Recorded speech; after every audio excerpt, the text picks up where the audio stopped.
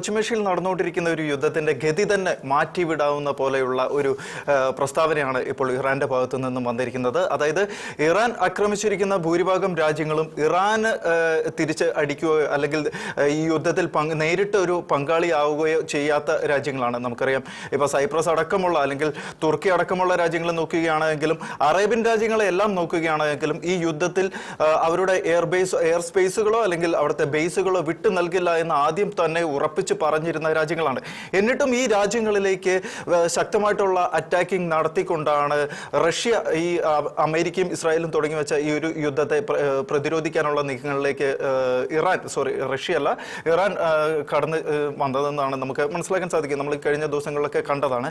അപ്പോൾ ആ ഒരു പ്രശ്നത്തിൽ അല്ലെങ്കിൽ ആ ഒരു വിഷയത്തിൽ ഇപ്പോൾ ഒരു മാപ്പ് പറഞ്ഞുകൊണ്ട് ഇറാന്റെ പ്രസിഡന്റ് മസൂദ് പെസഷ്കിയാൻ അദ്ദേഹം ഇപ്പോൾ രംഗത്ത് വന്നിരിക്കുന്ന ഒരു വാർത്ത നമ്മൾ ജസ്റ്റ് ആദ്യമേ ഒന്ന് മെൻഷൻ ചെയ്തിരുന്നു. അപ്പോൾ അതിന് പിന്നിൽ റഷ്യയാണ് എന്നുള്ള അല്ലെങ്കിൽ റഷ്യൻ പ്രസിഡന്റ് വ്ളാഡിമിർ പുടിന്റെ ഒരു ഇടപെടൽ ഉണ്ട് എന്നാണ് നമുക്ക് മനസ്സിലാക്കാൻ സാധിക്കുന്നത്. അതായത് ഇറാന്റെ പ്രസിഡന്റ് മസൂദ് പെസഷ്കിയാനുമായി ഫോണിൽ റഷ്യൻ പ്രസിഡന്റ് വ്ളാഡിമിർ പുടിൻ സംസാരിച്ചു എന്നുള്ളൊരു റിപ്പോർട്ട് ഇപ്പോൾ പുറത്തു വരുന്നുണ്ട്. അതുപോലെ അമേരിക്കയും ഇസ്രായേലും സംയുക്തമായിട്ട് നടത്തിയ ഈ സൈനിക നടപടിയിൽ ഇറാനിലുണ്ടായ നഷ്ടങ്ങളിൽ പുടിൻ ഇറാൻ പ്രസിഡന്റിനോട് അനുശോചനം രേഖപ്പെടുത്തിയതായിട്ടും റിപ്പോർട്ടിൽ പറയുന്നു.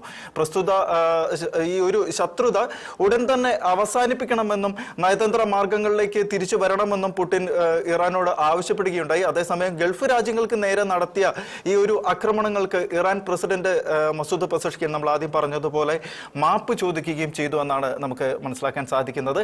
എന്തായാലും അതിന്റെ ഒരു വിശദമായിട്ടുള്ള റിപ്പോർട്ട് നമുക്ക് കാണാം. അമേരിക്ക, ഇസ്രായേൽ, ഇറാൻ സംഘർഷം പൊട്ടിപ്പുറപ്പെട്ടതിനു ശേഷം ഇറാൻ പ്രസിഡന്റ് മസൂദ് പെസഷ്കിയാനുമായി ആദ്യമായി ഫോണിൽ സംസാരിച്ചിരിക്കുകയാണ് റഷ്യൻ പ്രസിഡന്റ് വ്ളാഡിമിർ പുടിൻ.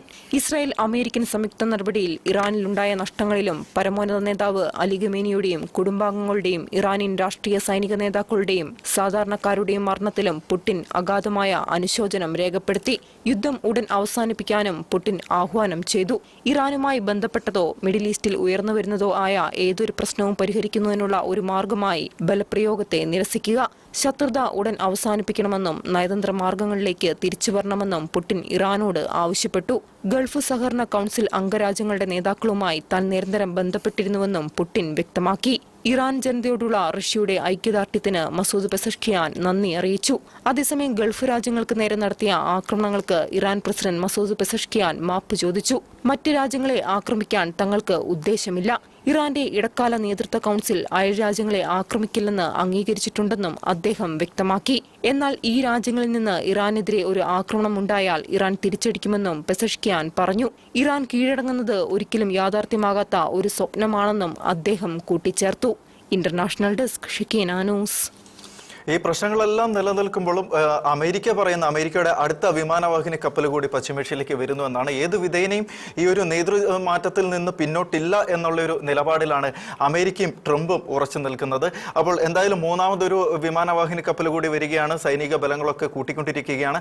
അതേ സ്ഥാനത്ത് ഇറാൻ പറയുന്നത് ഈ രാജ്യങ്ങൾ, അതായത് അറേബ്യൻ രാജ്യങ്ങളടക്കമുള്ള രാജ്യങ്ങളെ ഇനി ഇറാന്റെ ഭാഗത്തു നിന്നും ഒരു ആക്രമണം ഉണ്ടാവുകയില്ല, അവർ തിരിച്ചടിക്കുന്ന തരത്തിലേക്ക് അല്ലെങ്കിൽ ഇറാനെ ആക്രമിക്കുന്ന തരത്തിലേക്ക് എന്തെങ്കിലും നീക്കങ്ങൾ നടത്തുകയാണെങ്കിൽ ആ സമയത്ത് തിരിച്ചടിക്കും അല്ലെങ്കിൽ അറ്റാക്ക് ചെയ്യും എന്നുള്ളൊരു പ്രസ്താവനയുമായിട്ടാണ് ഇപ്പോൾ ഇറാൻ രംഗത്ത് വന്നിരിക്കുന്നത്.